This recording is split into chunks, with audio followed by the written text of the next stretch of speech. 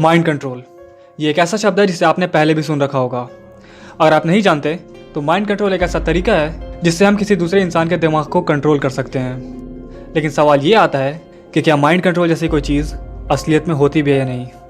इसका जवाब है जी हाँ, माइंड कंट्रोल एक हकीकत है और आज इस वीडियो में मैं आपसे इसी बारे में बात करने वाला हूँ।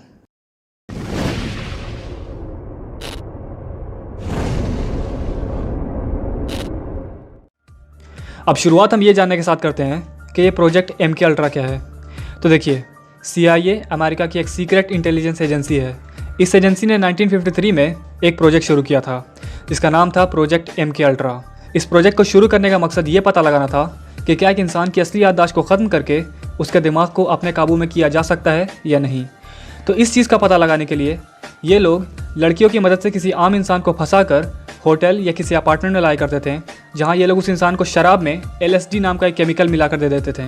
अब आप ज़रा ये जान लें कि ये LSD यानी लाइसर्जिक एसिड डाइथाइलमाइड है क्या। तो ये एक ऐसा केमिकल है जिसे किसी इंसान के ऊपर साइकोलॉजिकल वीकनेस डालने के लिए इस्तेमाल किया जाता है, या कह लीजिए कि किसी इंसान को दिमागी रूप से कमज़ोर करने के लिए इस्तेमाल किया जाता है। तो जब ये लोग उस इंसान को शराब में LSD दे दिया करते थे, तब इस केमिकल की वजह से वो इंसान अपनी पहचान तक भूल जाता था और उसे ख़तरनाक किस्म की घबराहट होने लगती थी। इसके बाद ये लोग उस इंसान को एक अलग लैब में ले जाते थे, जहां वो लोग इंसानों को अलग अलग तरीके से मेंटली टॉर्चर किया करते थे, जैसे उस इंसान को एक रेस्पिरेटर पहनाकर सांस लेने में तकलीफ देना।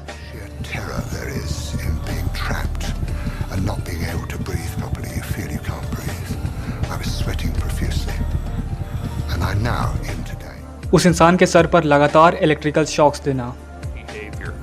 And this was accomplished through the use of particularly intensive, repeated, high-level electroshocks until no more convulsions could be elicited. और उसके सर पर एक ऐसा हेलमेट पहना देना जिसमें किसी एक बात को रिकॉर्ड करके उसे बार बार प्ले किया जा रहा हो, ताकि वो इंसान लगातार उस बात को सुनता रहे और उसके दिमाग में वो बात बैठ जाए। This psychic driving forces them to listen to repetitive statements for weeks on end to program in new behavior. इन सब चीज़ों को झेलने के बाद उस इंसान को ड्रग्स देकर करीब 30 से 40 दिन तक के लिए सुला दिया जाता है, जिसके बाद वो इंसान एक जिंदा लाश बन जाता है जिसके अंदर कोई भी एहसास, कोई भी फीलिंग नहीं बचती है। To an imposed control, to the point where he will perform acts against his will and then have no memory of the act. The search for a real-life Manchurian candidate begins. ये सब करने के पीछे CIA का सिर्फ एक मकसद था, और वो था एक ऐसा तरीका ढूंढना जिससे किसी इंसान को ब्रेन वॉश करके उसके दिमाग को कंट्रोल किया जा सके, ताकि उस इंसान से वो काम करवाया जा सके जो वो नॉर्मली नहीं कर पाता। अब अगर हम बात करें हॉलीवुड की, तो कहा जाता है कि जो हॉलीवुड एलीट्स इस पूरे हॉलीवुड इंडस्ट्री के मालिक होते हैं, जो कि कई सारे सेलिब्रिटीज़ जैसे सिंगर्स और एक्टर्स के ऊपर पैसे लगाया करते हैं, वो लोग इन एक्टर्स और सिंगर्स को इसी तरीके से ब्रेन वॉश किया करते हैं, ताकि ये एलीट्स इन सेलिब्रिटीज़ से वो काम करवा पाएँ जिनसे इन्हें फ़ायदा हो सके। लेकिन अब मैं इस बहस में नहीं पढ़ना चाहूँगा कि जस्टिन बीबर इन एलीट्स के लिए काम कर रहा है या नहीं, या एमिनेम काम कर रहा है या नहीं, या ज़ैन मलिक कर रहा है या नहीं, या फिर कोई भी और सिंगर या एक्टर। मैं आपके साथ इस बहस में नहीं पढ़ूंगा, क्योंकि मुझे पता है कि आप में से कुछ लोग इन सिंगर्स को अपना भगवान मानते हो। तब तक के लिए आपको ये बात समझनी होगी कि जब ये पूरी हॉलीवुड इंडस्ट्री इन एलीट्स के हाथ में है, तो फिर चाहे वो कोई भी सिंगर हो, कोई भी एक्टर हो, कोई भी DJ हो, कोई भी रैपर हो, उससे ना चाहते हुए भी इन एलीट्स के लिए काम करना ही पड़ता है। और इस बात को मैं साबित कर सकता हूँ, क्योंकि अब खुद हॉलीवुड के ही कई सारे सेलिब्रिटीज़ ने हॉलीवुड को एक्सपोज करना शुरू कर दिया है, जिनमें से कुछ को आप जानते भी होंगे, जैसे Michael Jackson, Kanye West, Prince, Tupac Shakur. लेकिन मैं आपको एक ऐसे शख्स के बारे में बताना चाहूँगा, इसने TV पर सबके सामने MK अल्ट्रा माइंड कंट्रोल का नाम लेकर हॉलीवुड का खुलासा किया है। इनका नाम है रोजियाना बार। ये एक अमेरिकन एक्ट्रेस, राइटर, प्रोड्यूसर होने के साथ साथ अब एक पॉलिटिशियन भी हैं। इन्होंने TV पर एक न्यूज़ चैनल पर यह बात कही कि आज कई सारे हॉलीवुड सेलिब्रिटीज़ के अंदर इतनी हिम्मत नहीं बची है कि वो लोगों के सामने आकर हॉलीवुड की सच्चाई सबके सामने बता सकें, क्योंकि उन्हें डर लगता है कि अगर हमने इन एलीट्स के खिलाफ कुछ भी बात कही तो हमें अपने करियर से हाथ धोना पड़ेगा।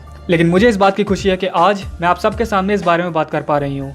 इसलिए जब भी मैं किसी ऑस्कर पार्टी में या किसी भी बड़ी हॉलीवुड पार्टी में जाती हूँ, तो वहाँ मौजूद बड़े बड़े स्टार्स मुझे साइड में ले जाकर धीरे से मुझसे ये बात कहते हैं कि मैं आपका शुक्रिया अदा करना चाहता हूँ, क्योंकि आप वो काम कर रही हैं जो हम खुद नहीं कर पाते।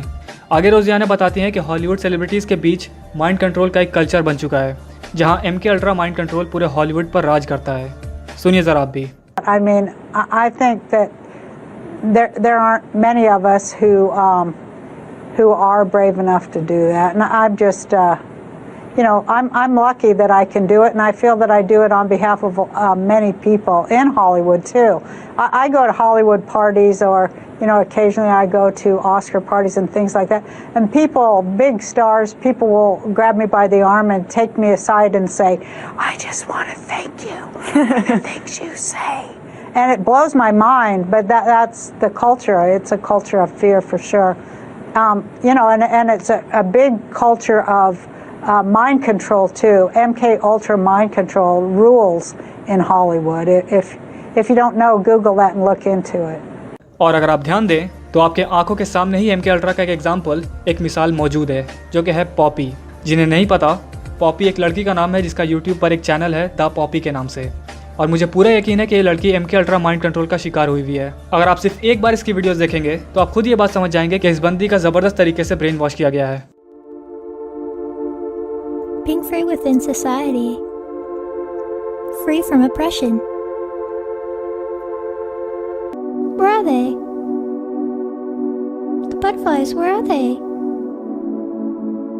Why are they butterflies?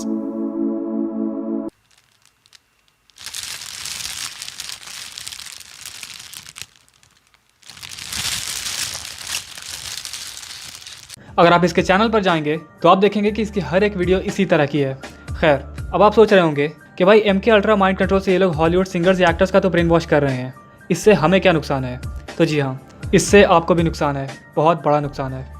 लेकिन अभी मैं इस चीज़ को इस वीडियो में डिस्कस नहीं कर पाऊँगा, आपको आने वाली वीडियोज़ का इंतज़ार करना पड़ेगा। और एक ज़रूरी चीज़ कि अगली वीडियो जो मैं जल्द ही अपलोड करूँगा वो एक स्पॉन्सर्ड वीडियो होगी, मतलब थोड़ी डिफरेंट वीडियो होगी। जैसी वीडियोस मैं बनाता हूँ वैसी नहीं होगी। बस एक वीडियो की बात है, उसके बाद सब नॉर्मली रहेगा।